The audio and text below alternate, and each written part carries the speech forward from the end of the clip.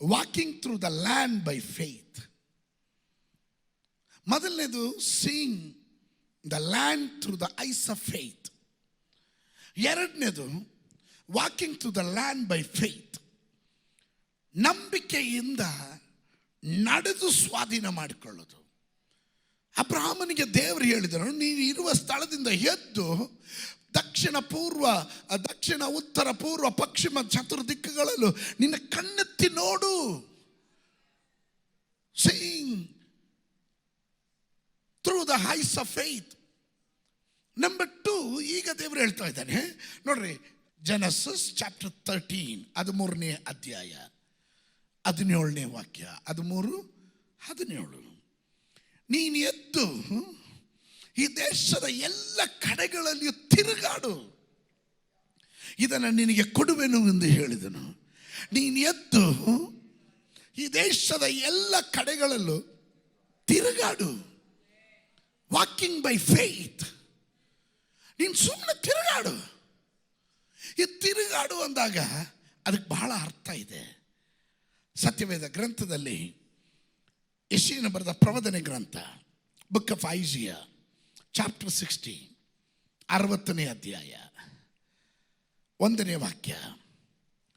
7 ಪ್ರಕಾಶಿಸು, ನಿನಗೆ ಬೆಳಕು ಬಂತು, ಯೆಹೋವನ ತೇಜಸ್ಸು ನಿನ್ನ ಮೇಲೆ ಉದಯಿಸಿದೆ. ಈಗ ಕತ್ತಲು ಭೂಮಿಯನ್ನು ಆವರಿಸಿದೆ, ಕಾರ್ಗತ್ತಲು ಜನಾಂಗಗಳನ್ನು ಮುಚ್ಚಿದೆ. ನಿನ್ನ ಮೇಲಾದರೂ ಯೆಹೋವನು ಉದಯಿಸುವನು, ಅವನ ತೇಜಸ್ಸು ನಿನ್ನಲ್ಲಿ ಕಾಣಿಸುವುದು. ಜನಾಂಗಗಳು ನಿನ್ನ ಬೆಳಕಿಗೆ ನೆರೆಯುವವರು, ಅರಸರು ನಿನ್ನಲ್ಲಿನ ಉದಯ ಪ್ರಕಾಶಕ್ಕೆ ಬರುವರು. 7 ಎದ್ದು ಪ್ರಕಾಶಿಸು, ರೈಸ್, ಎದ್ದೇಳು. ಇಲ್ಲಿ ಅಬ್ರಹಾಮನಿಗೆ ಹೇಳ್ತಾನೆ, ನೀನು ಎದ್ದು ನೀನು ಬಿದ್ದಿರುವ ಅವಸ್ಥೆಯಿಂದ, ನೀನು ಇರುವಂಥ ಪರಿಸ್ಥಿತಿಯಿಂದ, ಕಮ್ ಆನ್ ರೈಸ್, ಎದ್ದೇಳು. ಹಲ್ಲೆಲೂಯಾ. ಬೈ ಫೇತ್ ತಿರುಗಾಡು, ಹೋರಾಟದ ಪ್ರಾರ್ಥನೆ ಮಾಡು. ಆಮೇಲೆ ಪ್ರಕಾಶಿಸು, 7 ಪ್ರಕಾಶಿಸು, ನಿನಗೆ ಬೆಳಕು ಬಂತು. ಬೆಳಕು ಬಂತು. ಯೆಹೋವನ ತೇಜಸ್ಸು ನಿನ್ನ ಮೇಲೆ ಉದಯಿಸಿದೆ. ಯಾರ ಮೇಲೆ ತೇಜಸ್ಸು ಉದಯಿಸುವುದು?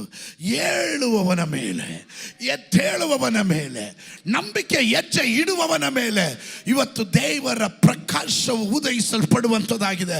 ಬೆಳಕು ಉದಯಿಸಲ್ಪಡುತ್ತದೆ. ಕಾರ್ಗತ್ತಲು ಭೂಮಿಯನ್ನು ಆವರಿಸಿಕೊಂಡಿದೆ, ಕತ್ತಲು ಭೂಮಿಯನ್ನು ಆವರಿಸಿಕೊಂಡಿದೆ. ಆದರೆ ಬೆಳಕುಳ್ಳ ನೀನು ಹೆಜ್ಜೆ ಇಡುವಾಗ ಕತ್ತಲಿನ ಶಕ್ತಿಗಳಲ್ಲಿ ಇರೋದಿಲ್ಲ. ನಾನು ಅನೇಕ ಸಂದರ್ಭಗಳಲ್ಲಿ ಇದನ್ನು ಹೇಳಿದ್ದೇನೆ. ನಾವೆಲ್ಲ ರಾತ್ರಿ ಮಲಗುವಾಗ ಎಲ್ಲ ಲೈಟ್ ಆಫ್ ಮಾಡಿಬಿಟ್ಟು ಮಲಗಿರ್ತೀವಿ. ರಾತ್ರಿ ಹೊತ್ತಿನಲ್ಲಿ ವಿಶೇಷ ಅತಿಥಿಗಳಾಗಿ ರಂಗ ಪ್ರವೇಶ ಮಾಡೋರಿದ್ದಾರೆ ಕಿಚನ್ನಲ್ಲೆಲ್ಲ. ಮಿಸ್ಟರ್ ಇಲಿ, ಮಿಸ್ಟರ್ ಜಿರ್ಲೆ, ಮಿಸ್ಟರ್ ಅಲ್ಲಿ, ಸೋತ್ರ ಅಲ್ಲಿ ಇಲ್ಲಿ ಎಲ್ಲ ಓಡಾಡ್ತಾ ಇರ್ತವೆ, ಎಲ್ಲ ಪ್ರವೇಶ ಮಾಡ್ತವೆ. ನೀವೇನಾದರೂ ಮಧ್ಯರಾತ್ರಿಯಲ್ಲಿ ಎದ್ದು ನೀರು ಕುಡಿಯೋದಕ್ಕೆ ಅಂತ ನೀವು ಬನ್ನಿರಿ, ಅಡುಗೆ ಮನೆಗೆ ಬಂದು ಲೈಟ್ ಸ್ವಿಚ್ ಆನ್ ಮಾಡಿರಿ, ಒಂದು ಸೌಂಡ್ ಕೇಳುತ್ತೆ, ಎಲ್ಲ ಮಾಯ ಆಗಿಬಿಡ್ತವೆ. ಅಲ್ಲಿಂದ ಎಲ್ಲ ಅವತ್ಕೊಳ್ಳುತ್ತೆ. ಎಲ್ಲಿ ಗೊತ್ತಾ? ಬೆಳಕು ಬೀಳ್ತಿದ್ದಾಗಲೇ ಕತ್ತಲೆಗೆ ಓಡ್ತವೆ. ಇದೆಲ್ಲ ಓಡ್ತವೆ. ಹಾಗಾದ್ರೆ ಎದ್ದೇಳು, ಪ್ರಕಾಶಿಸು.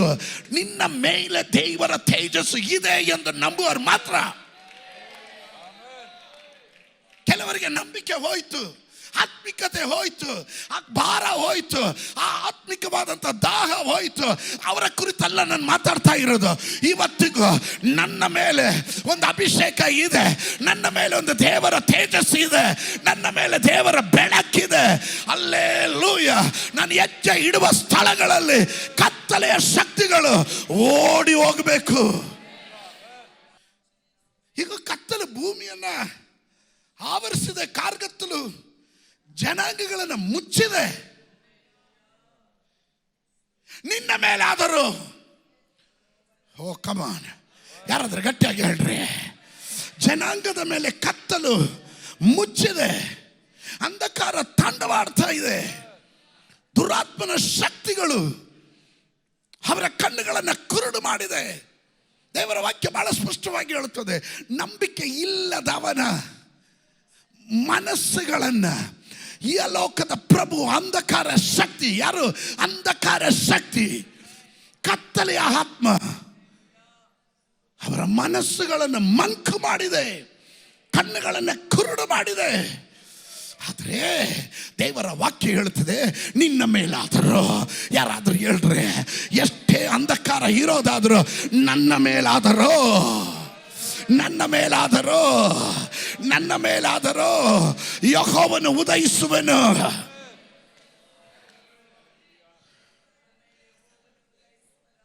ನನ್ನ ಮೇಲೆ ಯೆಹೋವನು ಉದಯಿಸುವನು.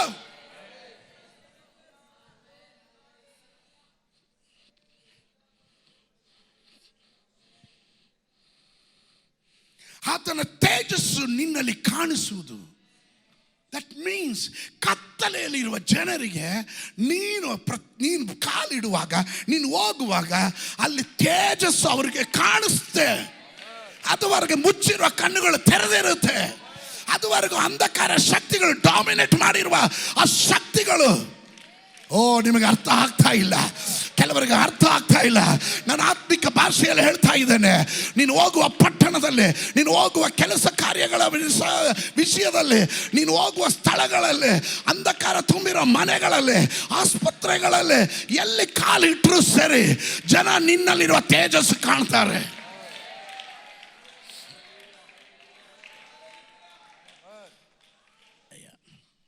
Genesis 19 verse 15. ಒತ್ತು ಮೂಡುವುದಕ್ಕೆ ಮುಂಚೆ ಆ ದೂತರು ಲೋಟನಿಗೆ, ನೀನೆದ್ದು, ನಾನು ನಿಂತಿರೋಂಥ ಪದ ನೀನೆದ್ದು, ಏಳು ಪ್ರಕಾಶಿಸು, ಏಳು ಎದ್ದೇಳು. ಇಲ್ಲಿ ಲೋಟನ ಕುರಿತು, ಯಾವ ಲೋಟ ಅಬ್ರಾಮನನ್ನು ಬಿಟ್ಟು ಹೋದನೋ, ಯಾವ ಹಸಿರು ಹುಲ್ಲುಗಾವಲುಗಳಲ್ಲಿ ಸೆಟ್ಲ್ ಆಗಕ್ಕೋದ್ನೋ, ಈಗ ಅದೇ ಲೋಟನ ಜೀವನದಲ್ಲಿ ಅವನು ಆರಿಸ್ಕೊಂಡಂಥ ಆ ಭೂಮಿ ಸೊದೋಮ್ ಗೋಮೋರಾಗಿತ್ತು. ದೇವರಿಗೆ ವಿರುದ್ಧವಾಗಿದ್ದ ಭೂಮಿ. ದೇವರ ಪಟ್ಟಣವನ್ನು ಬೆಂಕಿಯಿಂದ ಸುಟ್ಟಾಕೋದಕ್ಕೆ ತೀರ್ಮಾನಿಸಿದಂತನು. ಆಮೆನ್. 19:15 ಹೇಳುತ್ತದೆ, ಒತ್ತು ಮೂಡುವುದಕ್ಕೆ ಮುಂಚೆ ಆ ದೂತರು ಲೋಟನಿಗೆ, ನೀನೆದ್ದು ಇಲ್ಲಿರುವ ನಿನ್ನ ಹೆಂಡತಿಯ, ನಿನ್ನ ಇಬ್ಬರು ಹೆಣ್ಣು ಮಕ್ಕಳನ್ನು ಬೇಗ ಕರೆದುಕೊಂಡು ಹೋಗು, ಊರಿಗೆ ಉಂಟಾಗುವ ದಂಡನೆಯಿಂದ ನೀವು ನಾಶ ಉಂಟಾದಿತ್ತು ಎಂದು ಹೇಳಿ ತ್ವರೆಪಡಿಸಿದನು. Some emergency. ನನಗೆ ಅಲ್ಲೂ ಅಬ್ರಾಮನನ್ನು ನೆನೆಸ್ಕೊಂಡು ಲೋಟನ ಮೇಲೆ ದೇವರ ದಯ ತೋರಿಸ್ತಾ ಇರೋದು. ಇವನು ಅಬ್ರಾಮನಿಗೆ ದ್ರೋಹ ಮಾಡಿದವನು. Still God is remembering his covenant.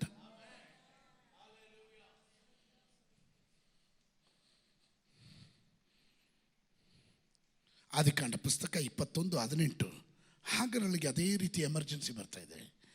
21:18, ನೀನೆದ್ದು ಅವನನ್ನು ಎತ್ತಿಕೊಂಡು ಕೈ ಬಿಡದೆ ಇರು, ಅವನಿಂದ ದೊಡ್ಡ ಜನಾಂಗವಾಗುವಂತೆ ಮಾಡುವೆನೆಂದು ಹೇಳಿದನು. ಆಮೆನ್. ಎತ್ತೋಳು.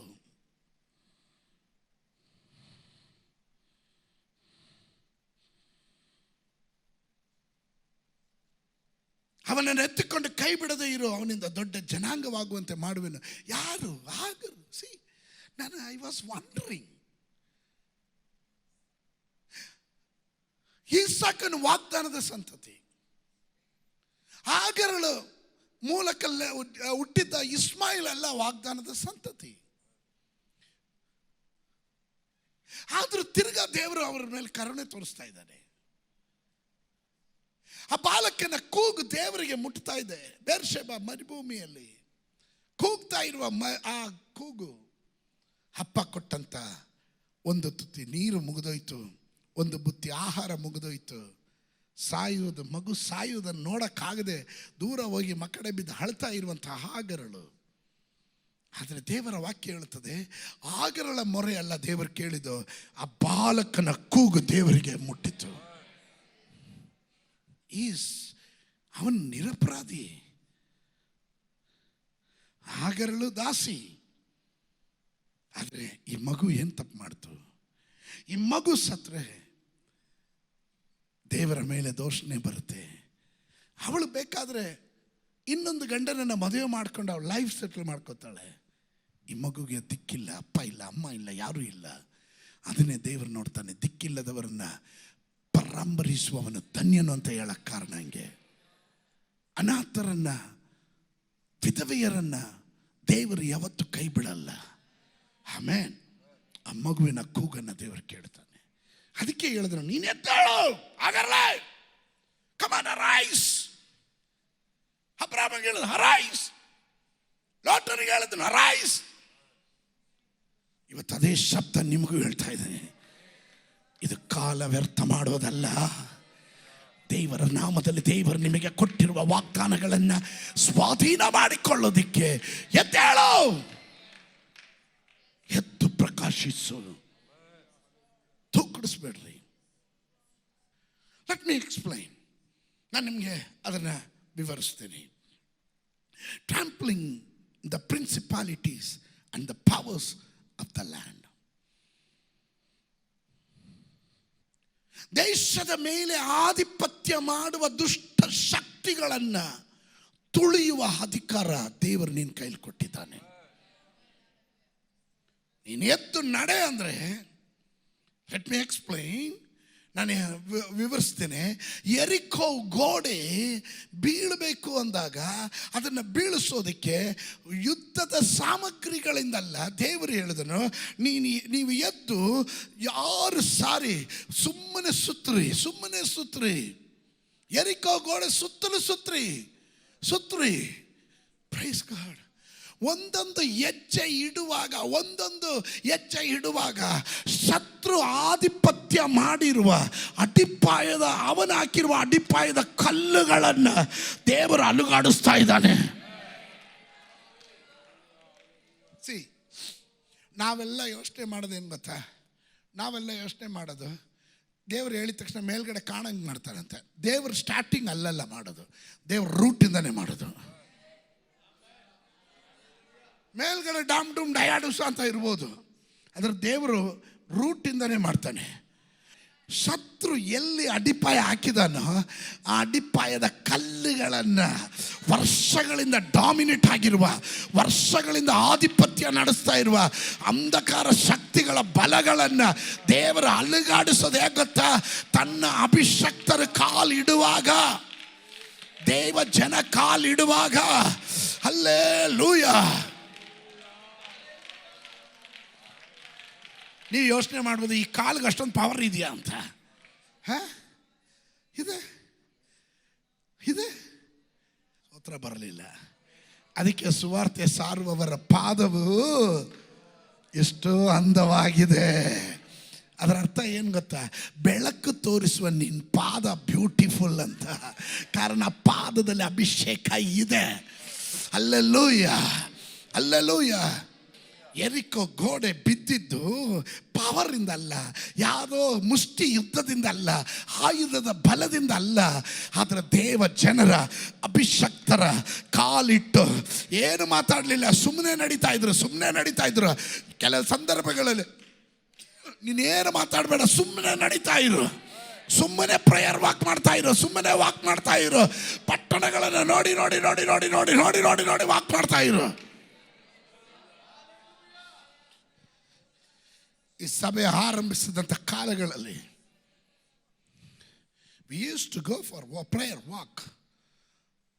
ವಾಕ್ಗೆ ಹೋಗ್ತಾ ಇದ್ವಿ, ಮನೆಗಳನ್ನು ನೋಡ್ತಾ ಇದ್ವಿ, ಸ್ತೋತ್ರ ಹೇಳ್ತಾ ಇದ್ವಿ ಅಷ್ಟೇ. ಆಮೇಲೆ ತಿಂಗಳುಗಳು ಕಳೆಯೋದಕ್ಕೆ ಮುಂಚೆ ಗುಂಪಾಗಿ ಜನ ಆಲಯದ ಒಳಗಡೆ ಬರ್ತಾ ಇದ್ರು. ಆಮೇಲೆ there is a power in the prayer walk.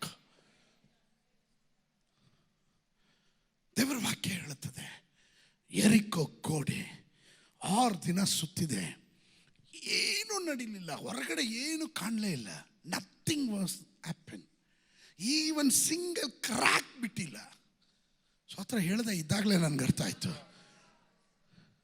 ಒಂದು ದಿನ ನಡೆದ್ಬಿಟ್ಟು ಆಮೇಲೆ ಮಾತಾಡ್ಬಿಡ್ತಾರೆ. ಸ್ವತಃ 6 ದಿನ ನಡೆದ್ರು ಒಂದು ಕ್ರ್ಯಾಕ್ ಬರಲಿಲ್ಲ.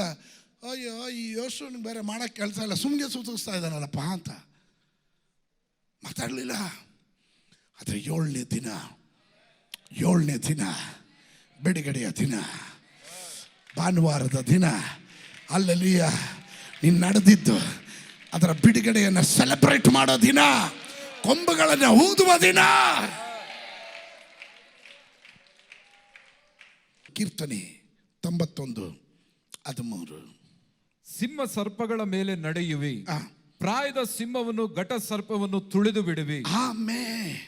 ಸಿಂಹ ಸರ್ಪಗಳ ಮೇಲೆ ನಡೆಯುವಿ, ಪ್ರಾಯದ ಸಿಂಹವನ್ನ ಘಟ ಸರ್ಪವನ್ನ ತುಳಿದು ಬಿಡುವಿ. ಇವತ್ತು ನಿನಗೆ ವಿರುದ್ಧವಾಗಿ ತಲೆ ಎತ್ತುವ ಎಲ್ಲ ಶಕ್ತಿಗಳನ್ನ ತುಳಿಯುವ ಅಭಿಷೇಕ ನಿನ್ನ ಮೇಲೆ ದೇವರು ಕೊಟ್ಟಿದ್ದಾನೆ. ಆಮೇಲೆ ಕೆಲವರಿಗೆ ಅರ್ಥ ಆಗಲಿಲ್ಲ. ಸಿಂಹ ಸರ್ಪಗಳನ್ನು ನೀನು ತುಳಿದು ಬಿಡುವಿ, ಘಟ ಸರ್ಪಗಳು ನೀನು ತುಳಿತೀಯ, ಅದನ್ನ ಯಾವುದು ನಿನಗೊಂದು ದೋಷ ಮಾಡಲ್ಲ. ಕಾರಣ ದೇವರು ನಿನ್ನ ಮೇಲೆ ಅಧಿಕಾರ ಕೊಟ್ಟಿದ್ದಾನೆ. We will trample. ನಾನು ಅದನ್ನು ಮಾಡಿದ್ರೆ ದೇವರೇನು ಮಾಡ್ತಾನೆ ನೋಡ್ರಿ. 108ನೇ ಕೀರ್ತನೆ 13ನೇ ವಾಕ್ಯ. ದೇವರಿಂದ ಶೂರ ಕೃತ್ಯಗಳು ನಡೆಸುವೆವು, ನಮ್ಮ ವೈರಿಗಳನ್ನು ತುಳಿದು ಬಿಡುವವನು ಆತನೇ.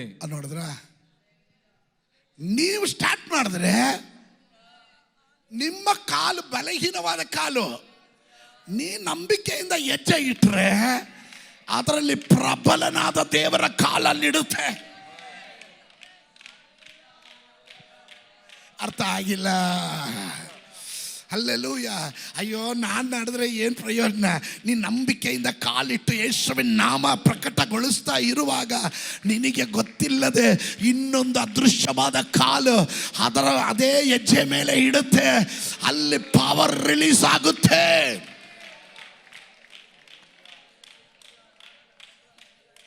ಅರ್ಥ ಆಗ್ತಾ ಇದೆಯಾ? ದೇವರಿಂದ ಶೂರ ಕೃತ್ಯಗಳು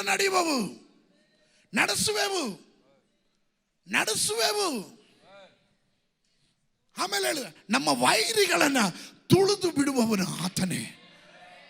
ಇವತ್ತು ಯಾವುದೇ ಶಕ್ತಿ ಆಗಲಿ, ಯಾವುದೇ ವ್ಯಕ್ತಿ ಆಗಲಿ, ಸಭೆಗೆ ವಿರುದ್ಧವಾಗಿ, ಕುಟುಂಬಗಳಿಗೆ ವಿರುದ್ಧವಾಗಿ, ವ್ಯಕ್ತಿಗಳಿಗೆ ವಿರುದ್ಧವಾಗಿ, ಆಶೀರ್ವಾದಕ್ಕೆ ವಿರುದ್ಧವಾಗಿ, ವಾಗ್ದಾನಗಳಿಗೆ ವಿರುದ್ಧವಾಗಿ ಎಲ್ಲಿ ತಾಂಡವಾಡ್ತಾ ಇದ್ರೂ ಪರವಾಗಿಲ್ಲ, ಅದು ಎಲ್ಲಿ ಮರೆಯಾಗಿದ್ರೂ ಪರವಾಗಿಲ್ಲ, ಅಭಿಷಕ್ತರು ಏಕ ಮನಸ್ಸಿನಿಂದ ಯೇಸುವಿನ ನಾಮದಲ್ಲಿ ಅವುಗಳನ್ನು ತುಳಿದು ಬಿಡುವ ಅಭಿಷೇಕ.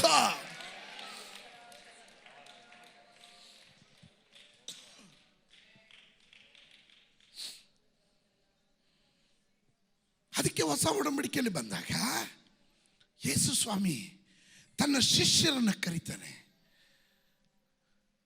70 ಜನರನ್ನು ಕರೀತಾನೆ. 70 ಜನರನ್ನು ಕರೆದ್ಬಿಟ್ಟು ಹೆಂಗೆ ಹೋಗೋಕೆ ಕೇಳಿದ್ರು? ನಾವು ಪ್ರೇಯರ್ ವಾಕ್ಯಕ್ಕೆ ಹೋದಾಗ ಹೆಂಗೆ ಮಾಡ್ತೀವಿ? ಯಾಕಿಬ್ರು? ಒಬ್ಬರಿಗಿಂತ ಇಬ್ಬರು ಮೇಲು. ಆಮೇಲೆ ಒಬ್ಬ ಬೀಳೋದಾದ್ರೆ ನಮ್ಮ ಎತ್ತಬಹುದು. ದಟ್ ಈಸ್ ಯುನಿಟಿ, ಐಕ್ಯತೆ. ಆಮೇಲೆ ಸತ್ಯವೇದ ಗ್ರಂಥ ಬಹಳ ಸ್ಪಷ್ಟವಾಗಿ ಹೇಳುತ್ತೆ. 70 ಜನ. ನನಗೆ ಆ ಭಾಗ ಲೂಕನ ಸುವಾರ್ತೆ 10ನೇ ಅಧ್ಯಾಯ 1ನೇ ವಾಕ್ಯದಿಂದ. ಇದಾದ ಮೇಲೆ ಸ್ವಾಮಿಯು ಇನ್ನು 20 ಮಂದಿಯನ್ನು ನೇಮಿಸಿ ಅವರನ್ನ ಇಬ್ಬಿಬ್ಬರಾಗಿ ತಾನು ಹೋಗಬೇಕೆಂದಿದ್ದ ಪ್ರತಿಯೊಂದು ಊರಿಗೂ ಪ್ರತಿಯೊಂದು ಸ್ಥಳಕ್ಕೂ ಮುಂದಾಗಿ ಕಳಿಸಿದನು. ಏನಕ್ಕೆ ಹೋಗಿದ್ದು? ಯೇಸು ಸ್ವಾಮಿ ಬರೋದಕ್ಕೆ ಮುಂಚೆ ಶಿಷ್ಯರನ್ನ ಕಳಿಸ್ರು, ಇಬ್ಬಿಬ್ರಾಗಿ ಹೋಗ್ರಿ. ಕಾರಣ ನೀವು ಕಾಲಿಟ್ಟು ಬನ್ರಿ, ನಿಮ್ಮ ಹಿಂದ್ಗಡೆ ಅದೃಶ್ಯನಾದ ದೇವರ ಕಾಲು ಅಲ್ಲಿ ಡಾಮಿನೇಟ್ ಮಾಡಿರುವ ಶಕ್ತಿಗಳನ್ನು ತುಳಿಯೋದಿಕ್ಕೆ ದೇವರು ಆಲ್ರೆಡಿ ಏರ್ಪಾಡು ಮಾಡಿದ್ದಾನೆ. ಆಮೇಲೆ ಲೆಟ್ ಮಿ ಎಕ್ಸ್ಪ್ಲೈನ್. ನೋಡ್ರಿ, ಹಾವುಗಳನ್ನು, ಚೇಳುಗಳನ್ನು, ವೈರಿಯ ಸಮಸ್ತ ಬಲಗಳನ್ನು ತುಳಿಯೋದಿಕ್ಕೆ ನಿಮಗೆ ಅಧಿಕಾರ ಕೊಟ್ಟಿದ್ದೇನೆ. ಕೊಡ್ತೀನಿ ಅಂತಲ್ಲ, ಕೊಟ್ಟಿದ್ದೇನೆ. It is delegated authority. ದೇವರು ನಿನ್ನನ್ನು ನೇಮಕ ಮಾಡಿಕೊಟ್ಟಿದ್ದಾನೆ. ದಯವಿಟ್ಟು ಅರ್ಥ ಮಾಡ್ಕೊಳ್ರಿ. 70 ಜನರನ್ನ ಇಬ್ಬರಿಬ್ಬರಾಗಿ ಕಳಿಸ್ತಾ ಇದ್ದಾರೆ. ಅವ್ರು ಹೋದ್ರು. ಏನು ಹೇಳಿದ್ರು? ಹೋಗುವಾಗ ದಾರಿಯಲ್ಲಿ ಯಾರಿಗೂ ವಂದಿಸ್ಬೇಡ್ರಿ, ಡೋಂಟ್ ಸ್ಪೀಕ್. ನಾರ್ಮಲಿ ದೇವರು ಹೇಳಿರೋದು ಏನು ಗೊತ್ತಾ? If you meet somebody, first ನೀವು ಯಾರನ್ನ ಭೇಟಿ ಆದ್ರೆ, ಇಲ್ಲ ಎಲ್ಲಾದರೂ ಯಾರಾದ್ರೂ ಕಂಡ್ರೆ ಅವ್ರಿಗೇನು ಹೇಳಬೇಕು? ವಂದಿಸ್ಬೇಕು. ಏನಂತ? ಶಲೋಮ್, ನಿಂಗೆ ಸಮಾಧಾನ. ಬಟ್ ಇಲ್ಲಿ ದೇವರು ಹೇಳ್ತಾನೆ, ವಂದಿಸ್ಬೇಡ್ರಿ ಯಾರನ್ನು ದಾರಿಯಲ್ಲಿ. ಬಿಕಾಸ್ ಯು ಆರ್ ಸೀರಿಯಸ್ ಆಗಿರುವ ವಿಷಯಕ್ಕೆ ಹೋಗ್ತಾ ಇದ್ದೀರಾ. ಅವುಗಳನ್ನು, ಚೇಳುಗಳನ್ನು, ವೈರಿಗಳ ಸಮಸ್ತ ಬಲಗಳನ್ನು ತುಳಿಯುವ ಅಧಿಕಾರ ನಾನು ನಿನಗೆ ಕೊಟ್ಟಿದ್ದೇನೆ. ಯಾವುದು ಯಾವ ಕೇಡನ್ನು ನಿಮಗೆ ಉಂಟು ಮಾಡೋದಿಲ್ಲ. ಆಮೇಲೆ ರಿಪೋರ್ಟ್ ಬರುತ್ತೆ, ಸ್ವಾಮಿ ನಿನ್ನ ನಾಮದಲ್ಲಿ ನಾವು ದೆವ್ವಗಳನ್ನು ಓಡಿಸಿದ್ವಿ, ನಿನ್ನ ನಾಮದಲ್ಲಿ ರೋಗಿಗಳನ್ನು ಸೌಖ್ಯ ಮಾಡಿದ್ವಿ. ಹೇ ಕಮಾನ್, ಇವರು ಸುಮ್ಮನೆ ಹೋಗಿ ನಡೆದಿದ್ದು ಡೆಲಿವರೆನ್ಸ್ಗಳು ನಡೀತಾ ಇದೆ ಅಲ್ಲಿ. ಯೇಸು ಸ್ವಾಮಿ ಹೋಗಿದ್ರ ಅಲ್ಲಿಗೆ?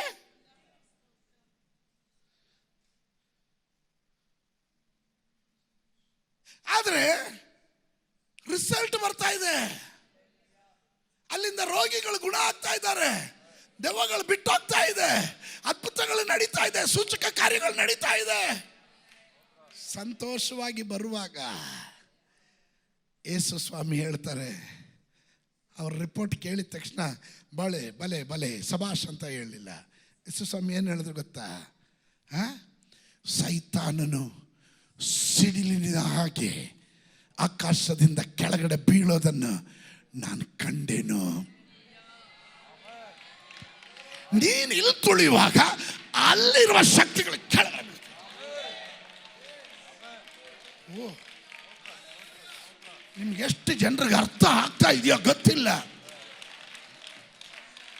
ನೀನು ಇಲ್ಲಿ ತುಳಿಯುವಾಗ ಅಂತರಿಕ್ಷದಲ್ಲಿ ವ್ಯಾಪರಿಸುವ ರಾಜತ್ವಗಳು, ಅಧಿಕಾರಗಳು, ಅಂಧಕಾರ ಶಕ್ತಿಗಳು, ದುರಾತ್ಮ ಸೇನೆಗಳು ಸಿಡಿಲಿನ ಹಾಗೆ ನಿನ್ನ ಕುಟುಂಬಕ್ಕೆ ವಿರುದ್ಧವಾಗಿ, ನಿನಗೆ ವಿರುದ್ಧವಾಗಿ, ಸಭೆಗೆ ವಿರುದ್ಧವಾಗಿ, ಸೇವೆಗೆ ವಿರುದ್ಧವಾಗಿ, ಕರ್ನಾಟಕಕ್ಕೆ ವಿರುದ್ಧವಾಗಿ ತಲೆ ಎತ್ತಿದ ಶಕ್ತಿಗಳು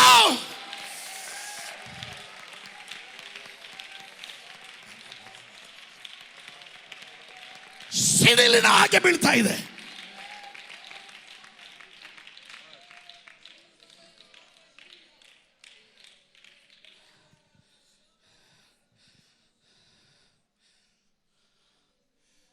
When you do prayer walk, ನೀನು ಆ ಶಕ್ತಿಗಳನ್ನು ತುಳಿತಾ ಇದೀಯ. Walking through the land by faith. ಈ ನಂಬಿಕೆಯಿಂದ ತುಳಿ. ಸಿಡಿಲಿನ ಹಾಗೆ ಕೆಲ ಶಕ್ತಿಗಳು ಕೆಳಗಡೆ ಬೀಳ್ತಾ ಇರುತ್ತೆ. We are possessing, but don't forget, gratitude attitude ಇಲ್ಲದ ಇರುವವರು ಬೇಕಾಬಿಟ್ಟಿ ಸೇವೆ ಮಾಡೋದು, ಇಷ್ಟ ಬಂದಾಗ ಬರೋದು. ಸ್ತೋತ್ರ. ಮುಂಚೆ ಹಂಗಿಲ್ಲ. ಎಷ್ಟೇ ಬ್ಯುಸಿ ಇದ್ರು ಎಲ್ಲ ಪಕ್ಕಕ್ಕಿಟ್ಟು ಹೆಂಡತಿ ಮಕ್ಕಳನ್ನೆಲ್ಲ ನನಗೆ ಚೆನ್ನಾಗಿ ಗೊತ್ತು, ಗಾಡಿ ಇಲ್ಲದೆ ಇರುವಾಗ ಒಂದು ಕಂಕ್ಳಲ್ಲಿ ಒಂದು ಕೈಯಲ್ಲಿ ಅಲ್ಲಲ್ಲಿ ಹಿಡ್ಕೊಂಡು ನಡ್ಕೊಂಡು ಓಡೋಡು ಬರ್ತಾ ಇದ್ದ ಕಾಲಗಳನ್ನು ನಾನು ಕಂಡಿದ್ದೇನೆ. ಇವತ್ತು ನಿಮಗೆ ಸುಖದ ಸುಪ್ಪತ್ತಿಗೆ ಬಂತು, ಗಾಡಿ ಬಂತು, ಮನೆ ಬಂತು, ಆಹಾರ ಬಂತು, ಪಕ್ಕದಲ್ಲಿದ್ದರೂ ಆರಾಧನೆಗೆ ಬರಲ್ಲ. ಹೊಟ್ಟೆ ತುಂಬ ಉಂಡು. ಒಂದು ತಿಳ್ಕೊಳ್ರಿ, ನಿನ್ನ ಜೀವನ ಪರ್ಯಂತವಾಗಿ ನೀನು ನಂಬಿಗಸ್ತನಾಗಿರೋದಾದ್ರೆ ನೀನು ಜೀವ ಎಂಬ ಜಯಮಾಲೆಯನ್ನು ಹೊಂದುತ್ತೀಯ. ಅರ್ಧಕ್ಕೆ ನಿಲ್ಲಿಸಬೇಡ.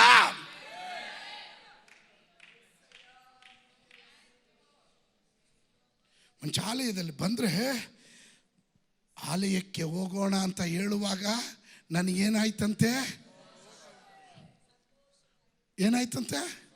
ನನ್ಗೆ ಬಹು ಸಂತೋಷವಾಯಿತು.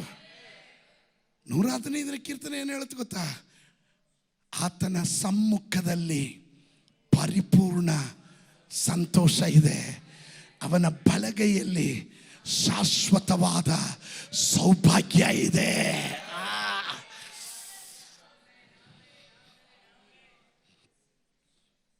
ಎಲ್ಲೇ ಹೋಗ್ರಿ give the price. ಒಬ್ಬರೇ ಇರುವಾಗ, ಮನೆಯಲ್ಲಿರುವಾಗ ಬಾಯಿ ತೆರೆದು ಸ್ತೋತ್ರ ಹೇಳ್ತಾ ಮಾಡುವಾಗ, ಯಾವ ರೋಗ ರುಜಿನ ಹತ್ತದೇ ಇರುವಾಗ, ಒಂದು ಶತ್ರು ಬರದಂತೆ ಬೇಲಿ ಕಟ್ಟಿ ದೇವರು ನಿನ್ನನ್ನು ಪರಿಪಾಲನೆ ಮಾಡುವಾಗ, ಇದೆಲ್ಲ ಹೊಂದ್ಕೊಂಡು ಅಹಂಕಾರ ಬೀಳೋದಲ್ಲ, ನಿನ್ನ ದೇವರಾದ ಯೆಹೋವನಿಗೆ ಸ್ತೋತ್ರ ಸ್ತುತಿಸೋದನ್ನು ಮರೆಯಬಾರದು.